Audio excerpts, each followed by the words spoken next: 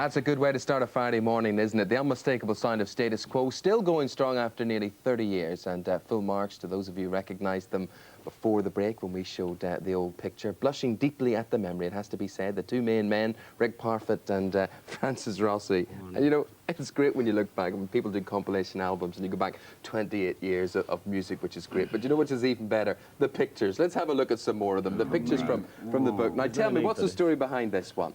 That was the gold album presentation. The gold disc for Matchstick Men. The only one. We didn't get one each in those days. We just got one with the twins.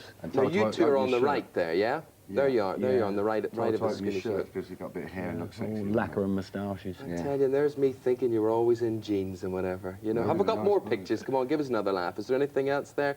No, but that was that. Oh, look at that. Oh my Who's God. that? That's not you, Rick. I'm the one on the right. I hasten to add. Yeah, I'm not the two on the left. Yeah. What was the story behind that one? Do you remember? Well, there's not a great story behind it, really. I mean, it was just very early days, obviously, and I just teamed up with with two girls. Twin girls that I'd met, and we called ourselves the Highlights, and we were just doing cabaret. There you are. Hey, like who's this young man? Yeah. Oh, Francis, look, you don't even recognise yourself. You must be, what, 10? No, I was 16, just 16. It was Butlins. You've never looked his age. It was Butlins. Yeah, that was in the Wigan the Pig and Whistle. And, it's true. And we asked to go into the Rock and Roll Ballroom because we didn't want to be in the Pig and Whistle because there weren't many people in there. And then later in the season, that was the place where everybody went, and the Rock and Roll Ballroom was only filled up for 15 minutes at the end of the show. Bad move. Yeah, and all the old pictures, they're in here. Then the autobiography, just for the record. It's a good read, and the pictures are excellent, actually, as you flick through this. But now, this was you two. That was you two we were looking there in separate bands, right, before you got together as Quo. We can now take another trip down memory lane. Your first appearance on Top of the Pops, Matchstick Men. Here it is.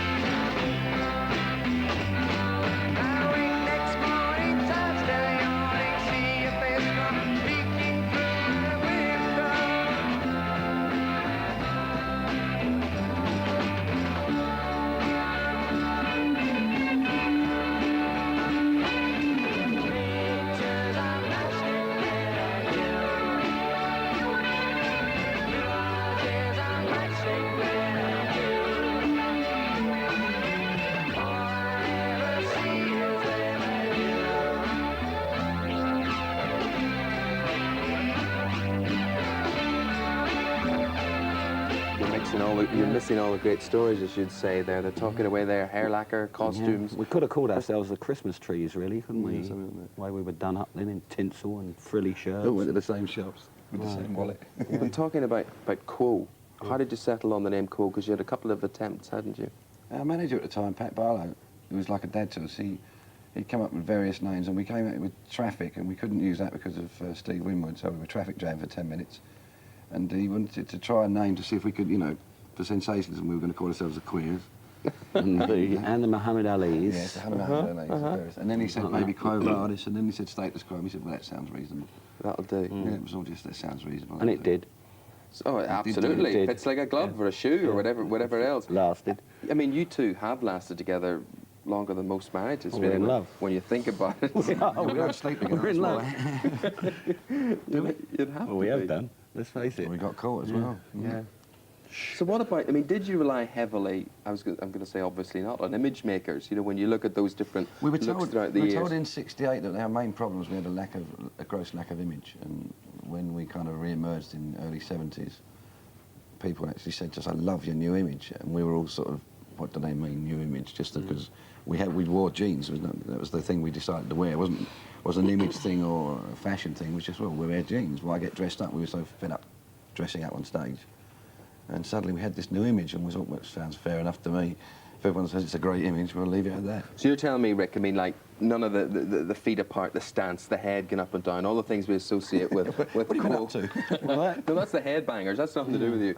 None of that was worked on, just happened. No, it started really over a pub in Brixton where we were rehearsing, because we'd come out of all the frilly stuff, And as Francis says, I mean, we just wanted to go on in T-shirt and jeans and be comfortable. And we changed the style of the music. We wanted to play some sort of heavier stuff, if you like. Yeah. And the stunts just sort of went with the music. We didn't think about it. It was just, you had to grit your teeth and go like that. And it was just apparent that you had to stand with your legs apart. She cried. You still enjoy it? Standing with legs apart, yeah, love it. Yeah, Great. I love touring. It's the rehearsing and stuff like that that's difficult, really. You know, to motivate yourself to go into rehearsals, because you've got 3 weeks of playing to nobody, and when the band gets tight again after a week or so, you know, and you play it through and play it through, and you always think you're ready, but you never actually are until you get out on stage. You're never really ready. But yeah, we still enjoy it once we get out on tour. Well, good. Yeah. Well, stay with us, lads. I've got, maybe you can pass some advice as old-timers to some of the new hands. Marty Pella will be here in the next half hour, so maybe you could do that for us. Only 10, 12 years, aren't they? That's all. Well, the time at 8:30 now, let's get a weather update from Emma.